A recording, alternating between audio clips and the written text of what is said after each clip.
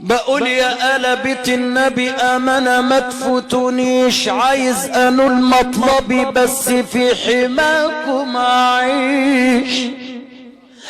الناس شافوني ببكي قالوا لي ما تبكيش، قلت ببكي على حالي يا خلقي ما تلومونيش.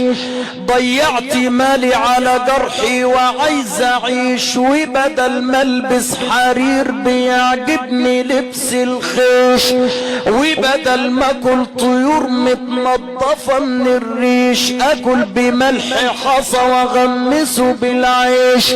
نزلت بحر الحبيب النبي ولا خفتش من الطراطيش، نادى علي المراكبي وقال لي ما تعديش، قلت له يا حبيبي عديني وخد بقشيش، عايز لجرحي دوا لفيت ما بلاقيش.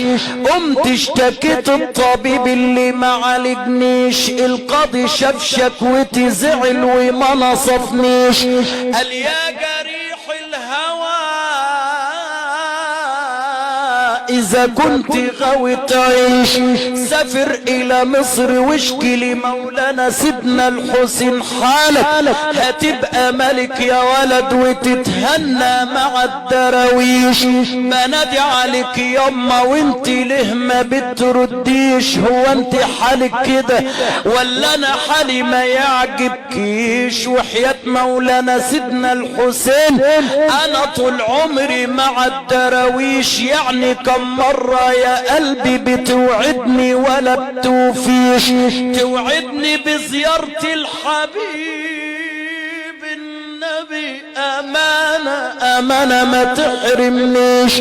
مريد وخد عهد الرجال الأمرة ولكن يخسر عمل ما فيش، يشبه ليالي الشتاء ضلمة وأمر ما فيش.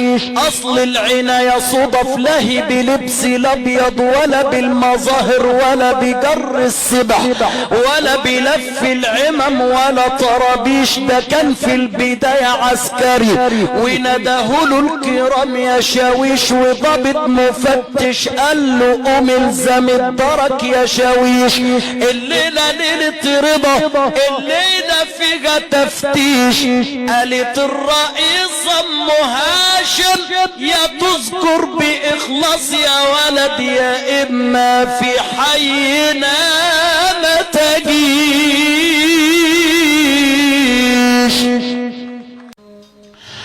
طريق النبي مدرسة ما بيحبش الغلتان ولا المزبزب ولا اللي يكون